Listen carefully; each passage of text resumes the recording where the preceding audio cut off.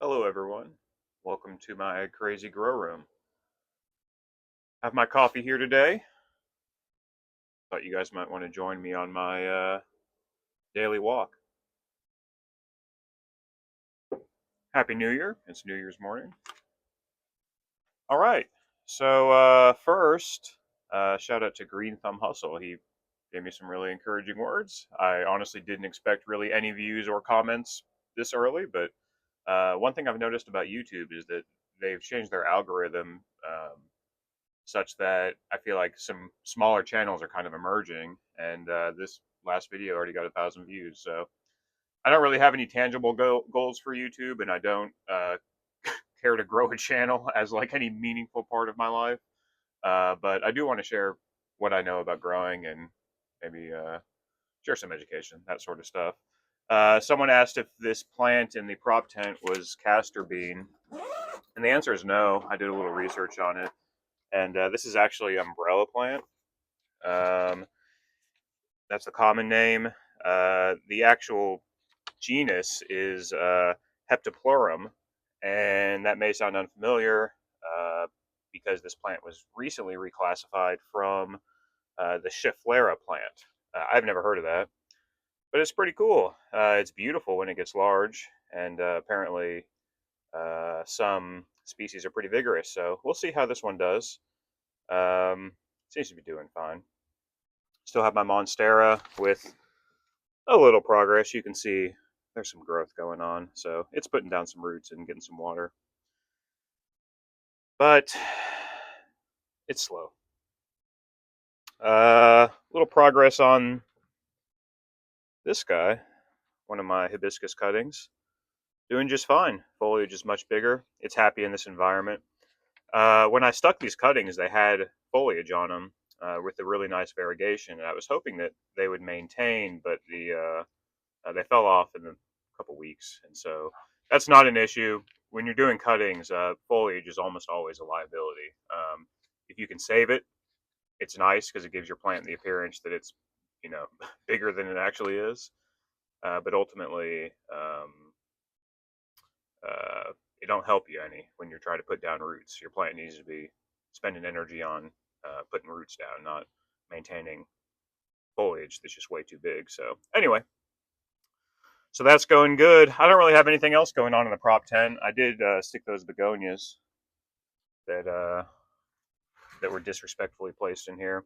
I took a video of it, but I don't know if it's the most compelling video. I'm sticking cuttings in the dirt. But anyway, there they are. We'll see if they root at all. One thing I really like about growing is that it's slow. And when I first started growing, I hated that. I got so irritated and impatient that I would have to wait for my garden to develop and wait for plants to grow.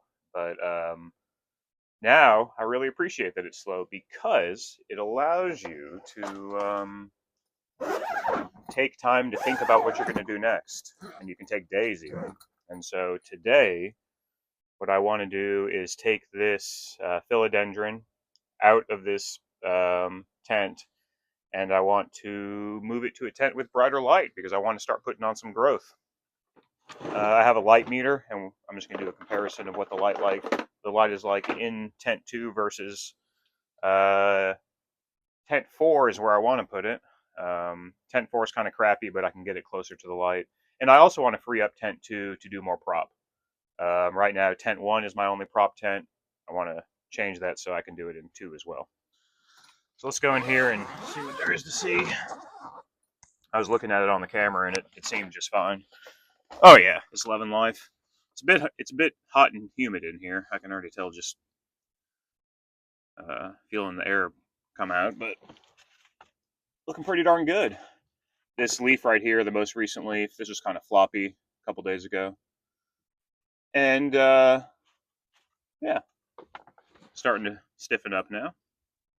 It's kind of neat how the foliage starts out as almost kind of uniform pink, and then I guess as the chlorophyll develops, starts to turn closer to green. Okay, so the reason why this is down here in this tent is because it's a new plant, and I have plants that are actually valuable. So I want to reduce pest introduction if I can. As far as disease goes, I can't really control that so much. I can keep fungal disease down, but if it has a virus, not only do I not know about it, but I'm not really set up to control that with any precision. So anyway, we're just going to look for pests. I'm going to take it out of the tent. Oh, first let's get a light reading. This is a cheap thing from Amazon. Just it's a lux meter. You should be using par. Par is the kind of the standard for light, but this is good enough for what I'm doing. I'm also broke, so 5,000 lux.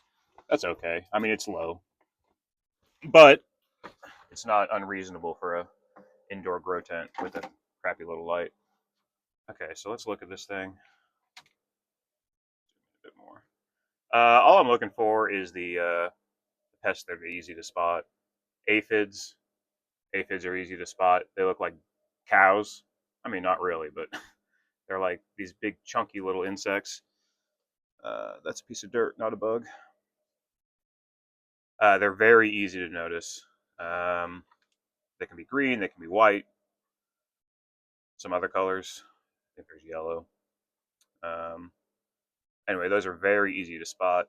Another one that philodendrons are kind of prone to is spider mites. You will see spider mites collecting in the crotches of stems here, and you'll see little webs. I'm not seeing any. Sorry, this is kind of a goofy operation with this camera. I'm having to hold it. And the last one is thrip, and thrip is too small to see with our bare eyes, or at least my bare eyes. I kind of need glasses. But the way you can identify thrip on plants is by looking for like a scraping pattern on the foliage, because that's how thrip eat. They have these like scrapey teeth, and they just scrape along the foliage and chomp it up. So this looks pretty good. I don't think there's any pests on this plant. It seems healthy. So what I'm going to do now is I'm going to take it into tent 4. Let's open up tent 4. I'm going to get a light reading just to see what I would be putting it into. Because the goal is basically more light. All right, always shuffling things around. These plants look good. I also chopped down the fern. I took another video of that, but it was kind of long, so I don't know if I'm going to release it. Maybe I will. But looks fine. Looks fine. Thinned out. New growth coming soon, hopefully. Okay. Now let's see what the par is here. Excuse me, the lux. Okay, if I can get the plant up to around here, that's 10k lux, so that's double the light roughly. And so that sounds pretty good to me. I will take this container, just flip it upside down. So much of growing indoors is figuring out what you're going to do with your plastic containers. It's kind of unfortunate because plastic ain't great, but it's horticulture. Golly, it's hard to do horticulture without plastic. Oh, hand on the camera. Sorry, my cat's here.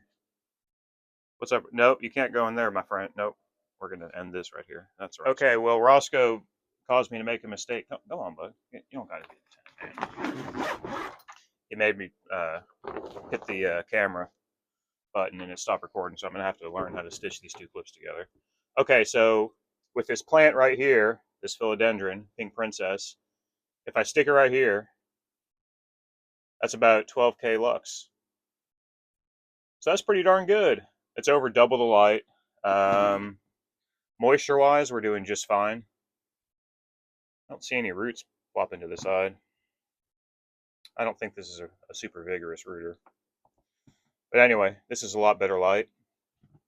I may move things around, but yeah, that's kind of what I wanted to get done. My next step is to need to clean out tent 2, sanitize it. Anytime I do a round of crops, I like to sanitize just to get it cleaned out. But it's easy. I just got a dilute bleach that I spray on and then wipe it off. No big deal. And then the next step for here is I need to look at getting a humidifier. And then one of the bulbs went out. Need to fix that. And I think that's it for now. So yeah, thanks for hanging out with me.